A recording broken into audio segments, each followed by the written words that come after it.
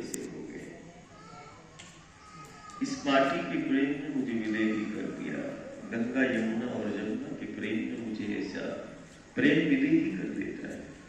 प्रेम परमहंसी की निशानी है, प्रेम दिगंबर है।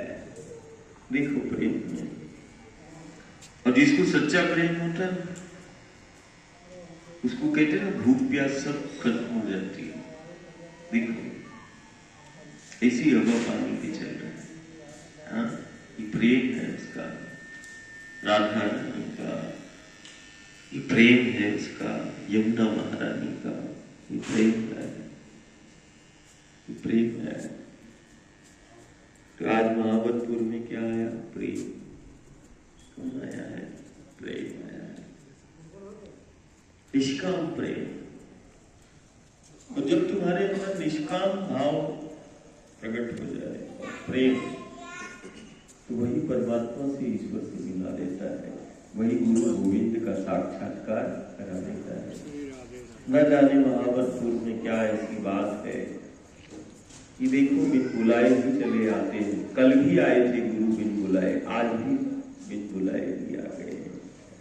कल भी ऐसे अचानक बैठना हो गया, आज भी अचानक है। कल भी ऐसे गांव ने पूछा कौन आया, आज भी यही प्रश्न वही है, कौन आया।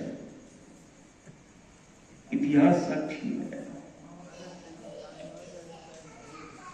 गुरु जहां खुद प्रकट हो गए और गुरु ने अपनी ही इच्छा अनुसार जहां स्थान बना दिया, वो महाबतपुर है। तुम्हारी इच्छा से नहीं है, है क्या ना? यही सत्य है ना? तो जब गुरु की कृपा हो और गुरु का इच्छा हो और गुरु इच्छा से देखो, उन्होंने यहीं पर वृंदावन को प्रकट कर लिया। तो अपना गांव नहीं, अपना तीर्थ है। और कितना यमुना के पथ पर गांव है, ये गांव नहीं, ये धाम है, ये धाम नहीं, ये तीर्थ है। हमारे महावतपुर को भी धाम बोलते हैं जी हम। मतलब धाम मतलब तीर्थ है, जहाँ देवता आश्रय लेते हैं, साधु हो, संत हो, ध्यानी हो, ज्ञानी हो, जहाँ आश्रय लेते हैं, बिन बुलाए भी चले जाते हैं। ऐसा कौन सा द्वार है जहाँ बिन बुलाए गुरु और गोविंद चले जाते हैं? बोले ये वही गांव के द्वार है जहाँ बिन बुलाए ही आ जाते हैं, है ना? मुझे बुलाएगा नहीं, देखो आगे। अब तो बच्चों के बच्चे भी हो गए, अब हो सकता है कि गुरु बच्चा बन गया गया। अब लड़कों के लड़के हो गए, दादा परदादा हो गए, आजा हो गए, 3-4 पीढ़ी हो गई, कितनी पीढ़ी हो गई, है ना? है ना? देखो भोले बोला हमारा बहुत छुपा है वो, उसको कोई ना जान पाए। गुरु की दृष्टि ही जान सकती है कि अंदर उसकी क्या है। हम एक दूसरे में ही अपने उसको देखिए, अपनों से प्रेम, गोविंद अपनों का मान।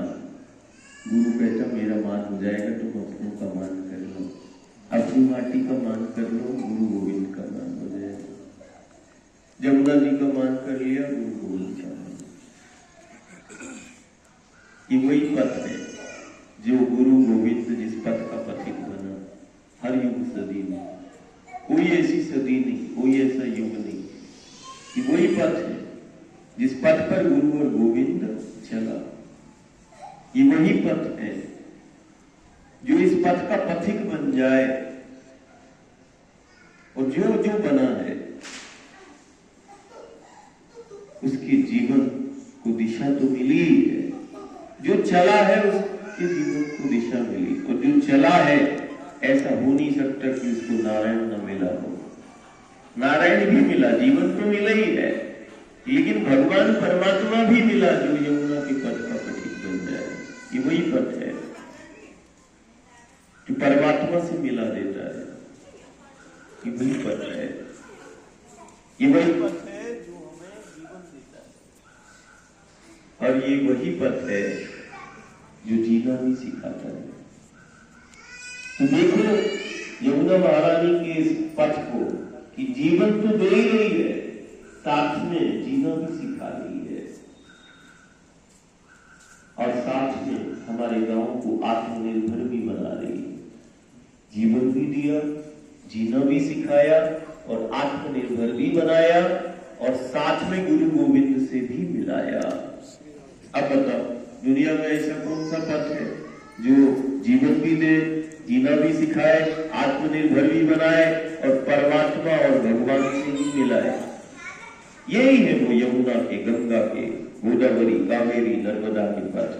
असाधारण है, जीवन भी दे रही, जीना भी सिखा रही, आत्मनिर्भर भी बना रही, गुरु गोविंद से भी मिला रही, और फिर उसके बाद हमारे घर की व्यवस्था भी कर रही। व्यवस्था भी उसके सुपुर्द, विकास भी उसके सुपुर्द, सब कुछ। देखो हर युग सदी में लीला इन्हीं पथ पर होती है।